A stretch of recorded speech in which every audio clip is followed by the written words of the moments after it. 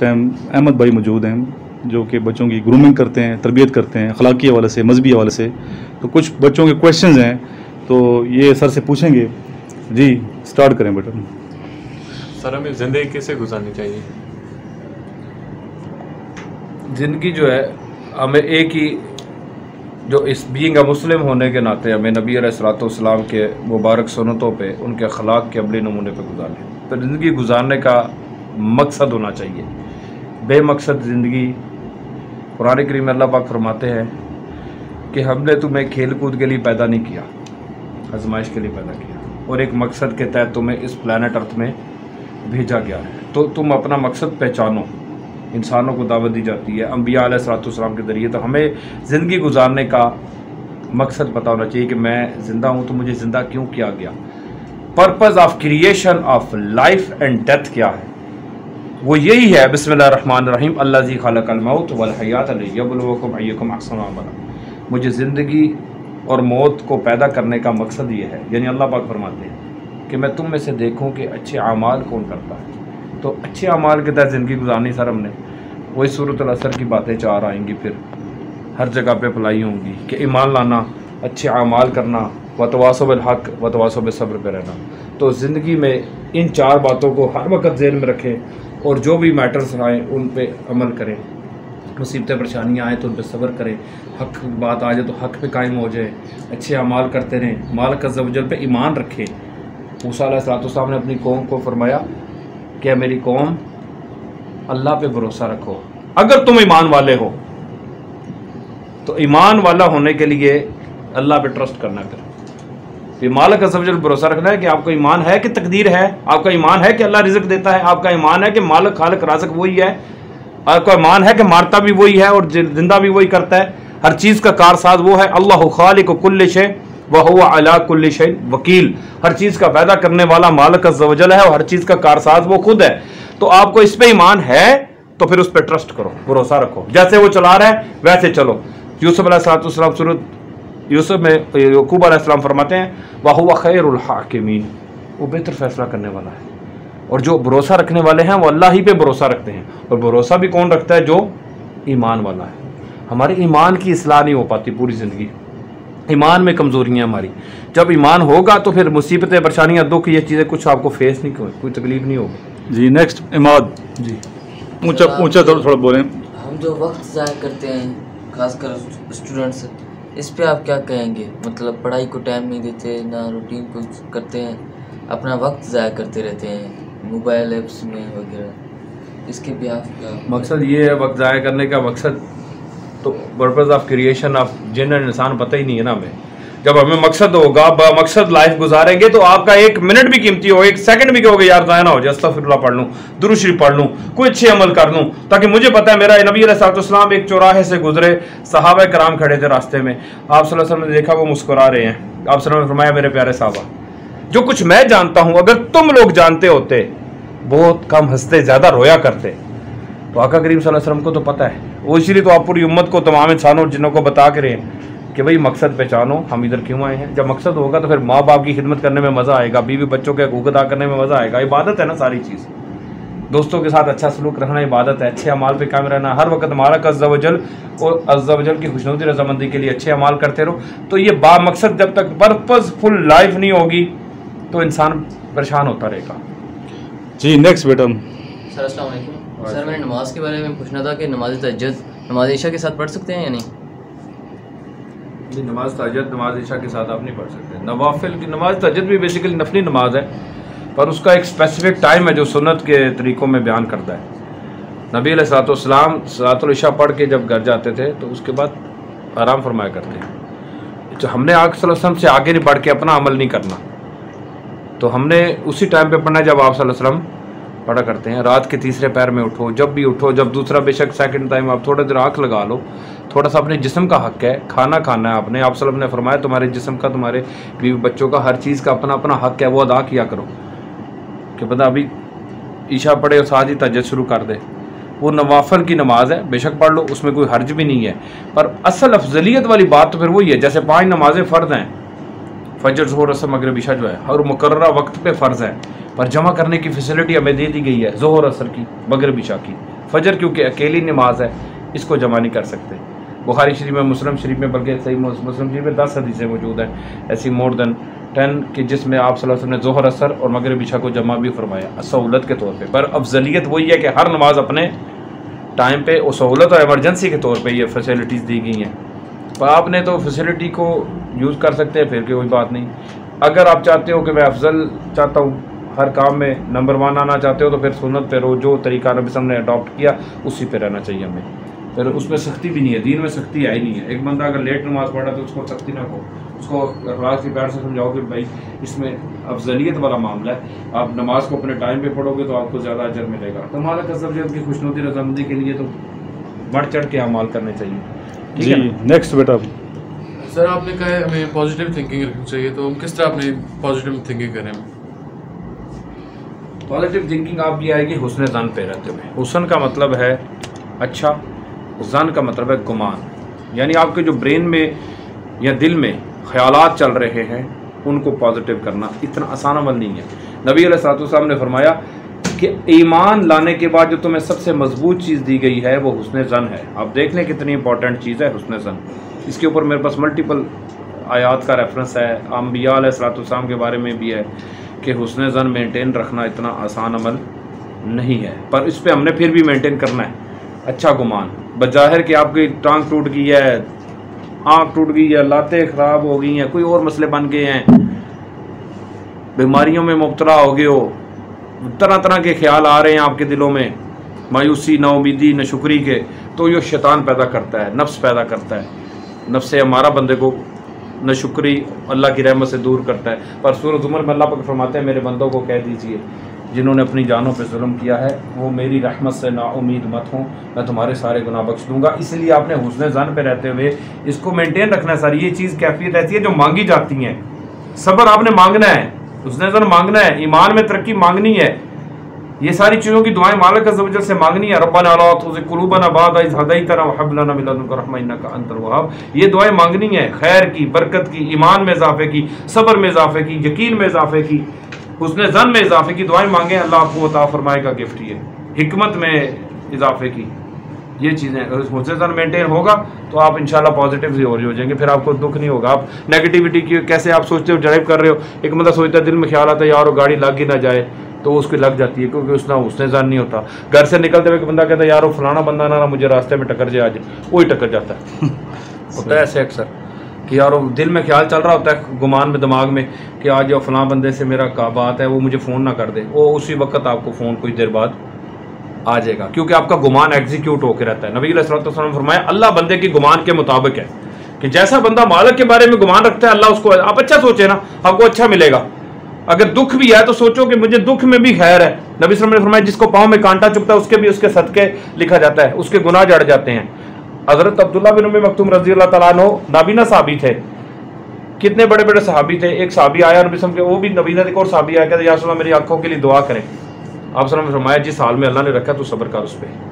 वो कहता सब्र तो बस दुनिया आसान हो जाए। नबी सल्लल्लाहु अलैहि वसल्लम ने फरमाया कसूरत सजूद से मैं, पर आप सब ने पहले क्यों फरमाया कि सब्र कर जिस जगह पे अल्लाह ने रखा है, क्योंकि नबी सल्लल्लाहु अलैहि वसल्लम को पता है कि इसकी बीमारी की वजह से इसके कितने दर्जात बुलंद है। जब ठुडा लगता है, कोई तकलीफ होती है या मसला होता है तो इसके दर्जे बुलंद होते हैं, फरिश्ता नेकी लिखता है, कहता है अस्तगफिरुल्लाह सुभान अल्लाह अल्हम्दुलिल्लाह। तो मालिक अज़्ज़ व जल के प्यारे हबीब सल्लल्लाहु अलैहि वसल्लम को पता है कि इनका तकलीफ़ों मुसीबतों के अंदर इनकी आजमाइश हो रही है, भूख में, परेशानी में, दुख में, बीमारियों में आजमाइशें हो रही हैं। इन आजमाइशों के बदले में जो सब्र शुक्र करेंगे उनके अमाल के बदले उनको जन्नतें मिलेंगी। ये चाहते हैं कि हमें वो जन्नत ना मिले। इंसान तो इतना नादान है, इनको पता ही नहीं है कि ये कितनी मज़े की चीज़ है आजमाइशें, मुसीबतें। ये नबी रसूलों से बढ़ के कौन बर्दाश्त कर सकता है। इमाम हुसैन अलैहिस्सलाम करबला में शहीद हुए तो कितने बड़े मुसीबतों से गुजरे। नबी सल्लल्लाहु अलैहि वसल्लम ये चीज़ें समझे, इन चीज़ों को हमने हुस्न ज़न पे रह के समझना है। जी नेक्स्ट बेटा, ये कोयटा से है बच्चा सब। सर आपने कहा था कि ज़िंदगी से इबादत सिर्फ नमाज, तस्बीह और आज तक महदूद नहीं है, बाकी ज़िंदगी वो में भी इबादत का काम में इबादत। सर वो कैसे सर? दुआ इबादत है ना, पुकार इबादत है, नज़र इबादत है, कसम इबादत है। कसम इबादत है क्योंकि इबादत अल्लाह के साथ खास है, ये एट्रीब्यूट्स मालिक अज़्ज़ व जल के। नबी सल्लल्लाहु अलैहि वसल्लम ने सूरत तहरीम में आता है कसम खा ली थी शायद ना खाने की, सूरत तहरीम के स्टार्टिंग में, तो वो कसम तोड़ी, उसका कफारा भी दिया क्योंकि अल्लाह की कसम इबादत है। और दूसरी कसम की कोई वैल्यू नहीं है। कोई बच्चे की कसम खा रहा है, कोई माँ की, कोई किसकी, उनकी कोई हैसियत नहीं है। कसम सिर्फ अल्लाह की, क्योंकि कसम इबादत है, इबादत अल्लाह के साथ खास है। रिज़्क़ हलाल कमाना इबादत है, उसका खर्च करना इबादत है, अमाल अच्छे करना इबादत है, सब्र पे रहना इबादत है। क्या इबादत नहीं सब्र पे रहना? हक पे रहना इबादत नहीं है? ये सब चीज़ें इबादत में है। 27 से ज़्यादा एट्रीब्यूट्स मैंने चैप्टर इस टॉपिक पे लिखा है जो इबादत में कंसिडर्ड है। दुआ इबादत है, दुआ क्योंकि अल्लाह के साथ खास है। पुकार इबादत है। हाबील काबील ने नजर पेश की, इसी न्याज तो हाबील ने नजर पेश की, काबील ने भी की। काबील की नजर कबूल नहीं हुई, हाबील की कबूल होगी। तो ये इबादत है ना, मालिक अज़्ज़ व जल के साथ खास है। गैरुल्लाह की नजर न्याज नहीं कर सकते। इसाले सवाब कर सकते हैं हम तमाम अंबिया, औलिया, सिद्दीकीन, शुहदा, सालिहीन, मुत्तकीन को। इबादत में ये किसी को इंटरवीन नहीं कर सकते। यही तो इबादत है, उसी का तो टेस्ट है। खाली तस्बीह पढ़ ली तो वो इबादत का कुछ हिस्सा ही है ना।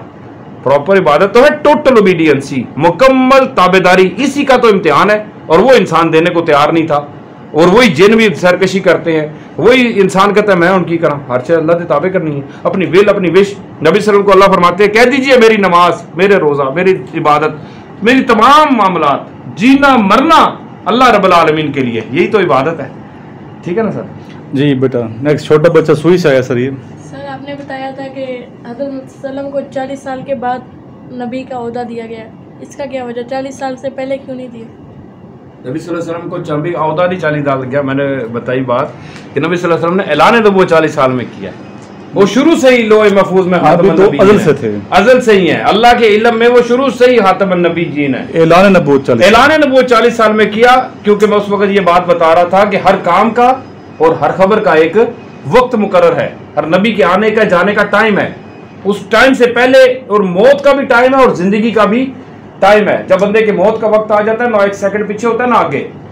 इसीलिए इमाम हुसैन अलैहिस्सलाम शहादत करबला में होनी थी, नबी सल्लल्लाहु अलैहि वसल्लम को बता दिया गया। तो क्या नबी सल्लल्लाहु अलैहि वसल्लम उस मामले को रोक सकते हैं? नहीं रोक सकते। अल्लाह ने तकदीर में लिखा हुआ है, ये आज़माइश होनी है। अगर आपका ये बेटा शहीद होगा तो शहीद और शुहदा का दर्जा इसको मिलेगा कि एक जाबर हुक्मरान के सामने खड़ा हो गया है। हर चीज टाइम बाउंड है, आजमाइशों के तहत है। नबी यूसुफ अलैहिस्सलाम नहीं कह सकते जी अल्लाह मैंने खोज क्यों सटिया, फिर गुलाम क्यों बनाया, फिर आगे बेचता रहा मैं, फिर जेल क्यों कटी। कितनी मुसीबतें, कितनी आजमाइशें, क्योंकि कुरान करीम में हर चीज़ का एक टाइम मुकर्रर है। उस टाइम के अंदर आपको अच्छे अमाल करने का इख्तियार दिया गया है। ओवरऑल इख्तियार फिर भी अल्लाह ही के पास है सारा। और आपकी आंखों के ब्लिंक्स के ऊपर, आपके दिल के अंदर ख्याल जो आता है उसके ऊपर आपको रिजेक्ट, पास और फेल कर देता है। बिस्मिल्लाहिर्रहमानिर्रहीम। ला तुदरिकुल अबसार व हुवा युदरिकुल अबसार व हुवल लतीफुल खबीर है। कुफार कहते हैं ना सूरतुल बकरा के स्टार्टिंग में, जैसा कि ये काफिर है, इनको नसीहत करो ना करो ये ईमान नहीं लाने के। और उसी आयत के आगे सूरत बकरा में स्टार्टिंग में आता है कि इनके दिलों में कुफर का मर्ज था तो हमने उनका मर्ज और बढ़ा दिया। मालिक अज़्ज़ व जल तो दिल और दिमाग में जो ख्याल चलता है उसके ऊपर पास फेल कर देता है बंदे को कि अभी अगला गिर ला जा तू दोज़ख में। मालिक अज़्ज़ व जल बड़ा गफूर रहीम है और बड़ा डाटा इस सिस्टम पे। अपने साथ वो शिरक बर्दाश्त नहीं करता क्योंकि मकसद पैदा उसने इसलिए किया। और जिसको कहता है कि खुद जैसा जानवर, सूरतुल परिंदा कहता है सूरतुल नमल में कि सुलेमान अलैहिस्सलाम को कि यार सुलेमान अलैहिस्सलाम मैं एक जगह पे गया हूँ, वहाँ पे एक सूरज की पूजा करते हैं, एक मलका है, उसका तख्त है, उसकी हुकूमत को शैतान ने उनके आमाल उनकी नज़र में रास्ता कर दिखाए कि वो अपने तौर पे सूरज की इबादत कर रहे हैं, वो समझ रहे हैं हम ठीक हैं, उनकी नज़रों में वो आमाल ओके हैं कि भाई हम ठीक कर रहे हैं, हालांकि वो शिरक कर रहे हैं, मालिक की इबादत नहीं कर रहे, जिस मकसद के लिए भेजा गया वो पूरी नहीं कर रहे। बाकी की बात नबी सल्लल्लाहु अलैहि वसल्लम का हर चीज़ का क्योंकि वक्त है मुकर्रर, हर काम का वक्त मुकर्रर है, उसमें आमाल का इख्तियार हमें दिया गया है। और हमारा कुछ भी नहीं है सर, ना जीने का हमारा इख्तियार है, ना मरने का इख्तियार है, ना किसी के घर पैदा होने का है, ना शक्ल सूरत पे हमारा इख्तियार है। ये जो हमारे वज़ाकता, हमारी कद छोटा बड़ा, काला चिट्टा बंदा, ये सारी चीज़ें अल्लाह की तरफ से हैं, आजमाइश है। आपने बस अच्छे अमाल करने हैं तो जन्नत ले लोगे, बुरे करोगे तो कुट खाओगे सर। ये तो जी बता सिंध से आया जकबा से बचन। सर मेरा सवाल है स्टूडेंट के सर क्या जिम्मेदारी है? स्टूडेंट की जिम्मेदारी बकरो पे जितनी इल्म हासिल करना है। हर एक मैं भी स्टूडेंट हूँ, मैं भी नबी अलैहिस्सलाम की हदीस मुबारक का और कुरान करीम की आयत का स्टूडेंट हूँ। सूरत ताहा में एक ही दुआ आका करीम सल्लल्लाहु अलैहि वसल्लम को सिखाई दी गई, बिस्मिल्लाहिर्रहमानिर्रहीम वक़ुल रब्बि ज़िदनी इल्मा। इल्म जो है वो इतनी इंपॉर्टेंट चीज़ है कि मूसा अलैहिस्सलातु वस्सलाम रसूल अल्लाह हैं, कलीमुल्लाह होने के बावजूद ये पॉइंट नोट कीजिएगा गौर से कि मूसा अलैहिस्सलाम को खिज़र अलैहिस्सलाम कहते हैं सूरतुल कहफ में, ए मूसा अलैहिस्सलाम आप मेरे साथ रहकर सब्र नहीं कर सकोगे और आप उन बातों पे सब्र भी कैसे करोगे जिन बातों का इल्म आपके पास नहीं है। जिन बातों को आप इल्म नहीं है आप कैसे सब्र करोगे कि मैं कश्ती तोड़ूंगा, बच्चा मारा, फिर रोला डाल दिया उधर, फिर दीवार बनाई, फिर उधर रोला डाल दिया मूसा अलैहिस्सलाम ने, क्यों किया, ये क्यों किया? भाई इनको इल्म ही नहीं है। भाई मैंने कहा था ना मेरे पास तकदीर का इल्म है, आपके पास शरीयत का इल्म है। जो नॉलेज मेरे पास है वो आपके पास नहीं है, पर आपको सब्र नहीं आएगा इस बात पे, आप ऑब्जेक्शन करोगे। तो नॉलेज नहीं होता तो फिर ऑब्जेक्शन नबी जैसा बंदा भी करता है, मूसा अलैहिस्सलाम जैसा बंदा, कलीमुल्लाह होने के बावजूद भी वो उधर कह रहे हैं खिज़र यार ये क्यों किया, ये उन्होंने कहा सब्र आपको नहीं पता, मुझे पता है मैं क्यों कर रहा हूँ। ये चीजें इल्म की दुआ करते रहे। इल्म बहुत बड़ी ताकत है। वक़ुर रब्बि ज़िदनी इल्मा, सूरह यूसुफ बात है वफ़ौक़ कुल्लि ज़ी इल्मिन अलीम, कि हमने एक हर इल्म रखने वाले के ऊपर एक बड़ा इल्म रखने वाला मौजूद रहता है। तो मालिक अज़्ज़ व जल का इल्म सबसे ज्यादा बड़ा है, तो इसलिए इल्म की दुआ करते रहे। स्टूडेंट्स में भी ये चीज है, इल्म का मतलब है जानना, और जानना किस चीज का? हर चीज का जानना। जी बेटा। जी सर, मैंने एक क्वेश्चन करना था कि सर जैसे पीएमए कैडेट कॉलेज की तैयारी हम करने यहाँ पर सर के पास आए हैं, तो सर कोई इंटरव्यू में जो सामने क्या सर जो होते हैं सर कोई बहुत ही वो होते हैं, तो उनके लिए सर कोई दुआ वगैरह है जो हम पढ़े तो उनके दिल में हमारे लिए दुआ सर कोई आयत वगैरह? दुआएं बिल्कुल ठीक है, दुआएं बहुत है। अल्लाह तबारक व तआला की बारगाह में आपने दुआ करते हैं। सबसे बढ़कर ये अपने अंदर कॉन्फिडेंस पैदा करना। कॉन्फिडेंस के लिए फिर बात वही आएगी इल्म की। इल्म के बगैर जैसे बच्चा होता है, उसको छोटा 2-2.5 साल का बच्चा, कोयला चमक रहा होता है, उसको लाइटिंग होती है, उसको जल रहा होता है कोयला, तो उसको हाथ लगा लेता है, हाथ जल जाता है उसका। पहले क्यों लगाता है? उसको पता नहीं होता, उसके इल्म में नहीं होता कि ये कोयला जलाता है, आग जल रही है, आग में हाथ दे देगा बच्चा, बर्निंग जो कोयला जल रहा है उसको हाथ लगाएगा, फिर जब जल जाएगा तो उसके नॉलेज में आएगी बात की यार ये तो जलाता है। इसलिए जब हमारे इल्म में चीज़ें नहीं होती ना, तो हम भी उस वक्त तड़प रहे होते हैं, फलां चीज़ हमें नहीं पता चल रही, फलां तकदीर में क्या है, मैं सेलेक्ट होना है कि नहीं होना, आर्मी में मैं क्या। भाई जिस फील्ड में भी आप रहोगे, आप मालिक की ताबेदारी करो अज़्ज़ व जल की, और खुश रहो, हर हाल में खुश, हर हाल में खुश रहो, क्योंकि ये अल्लाह की हिकमत है। अगर अल्लाह चाहता है तो आपको उधर पहुंचा देगा, अगर अल्लाह नहीं चाहता तो हो सकता है फिर बेहतरी है आपकी उस काम में, ना होने में ही बेहतरी है। फिर समझ आई कि नहीं? एक काम ना हो तो इसका मतलब मायूस नहीं हो जाते, समझो कि अल्लाह तबारक व तआला अज़्ज़ व जल की तरफ से इसमें खैर है। इसकी मिसाल छोटी सी मैं देता हूँ। एक बंदा कि जी मैंने जाना है, कल मेरी फ़्लाइट है मिसाल यूके की, तो मेरी फ़्लाइट मिस होगी तो मेरा वीज़ा भी कैंसिल हो जाएगा, ज़ाहिर आखिरी डेट है, वीज़ा भी कैंसिल होने वाला है। इस सिचुएशन में तो जब बंदा वो रोता है कि यार मेरा फ़्लाइट मिस हो गई है, तो थोड़ी देर बाद वो रो रहा है, थोड़ी देर बाद उसको पता चलता है वो प्लेन क्रैश कर गया जिसमें बैठना था मैंने, कहा तो यार शुक्र मैं मरिया नहीं है। वही बैड न्यूज़ उसकी गुड न्यूज़ में चेंज हो गई है। तकदीर पे खुश रहो, यानी जिस हाल में अल्लाह ने, बुजुर्ग फरमाते हैं, मियाँ साहब रहमतुल्लाह अलैह फरमाते हैं कि मैं गुड्डी हथ डोर सजण दे ते जूं रखे उंज रहना वाजिब नहीं है विच शरीयत बंदा खसम नू कहना, कि जिस हाल में अल्लाह रखता है वैसे रो। बाबा सुल्तान को रहमतुल्लाह अलैह बड़ी प्यारी बात करते हैं, उन्होंने बात फरमाई कि चुप रहसे ता मोती मिल सन, सब्र करें ता हीरे, तो जे पागला वांगू रोला पावे ना मोती ना हीरे। सब्र पे रहना था। कुरान की वही आते हैं 4 बातें, ईमान, अमल सालिहात, वतवासुल हक, वतवासुल सब्र, तो सबको सुकून हो जाएगा, ठंड मोल हो जाएगा, टेंशन नहीं होगी, फिर मेहनत में कमी नहीं करनी। बाकी तकदीर के हवाले कर दो कि अल्लाह की मर्जी होगी तो हो जाएगा, नहीं होगी तो खैर है, अल्लाह के पास से और को मेरे लिए बेहतर लिखा होगा। मैं तकदीर पे यकीन रखता हूँ, हमारा काम मेहनत करना है, बस आपने ईमान रखना है अल्लाह पे, तकदीर पे यकीन रखना है कि तकदीर पे हमने ईमान नहीं लाना कि जो कुछ होता है आजमाइश के तौर पे है, हमने अमाल अच्छे करने हैं। हमारा पैदा होना कि हमारी मर्जी से है, या हमारा गरीब अमीर होना हमारी मर्जी से, बीमारों में मुब्तला होना हमारी मर्जी से, बीमारी भी वही देता है, शिफा भी वही देता है, वही रुलाता है, वही हंसाता है, वही आजमाइशें लेके आता है, वही दूर करता है। कुरान करीम में नबी सल्लल्लाहु अलैहि वसल्लम फरमाते हैं कोई भी मुसीबत इस दुनिया पे और खुद तुम पर, यानी आप सल्लल्लाहु अलैहि वसल्लम पर, उस वक्त तक नाजिल नहीं होती जब तक कि मैं उसको पैदा करूं। एक किताब यानी लोहे महफूज में मैंने लिख ली होती है, और ये काम करना मेरे लिए बड़ा आसान है।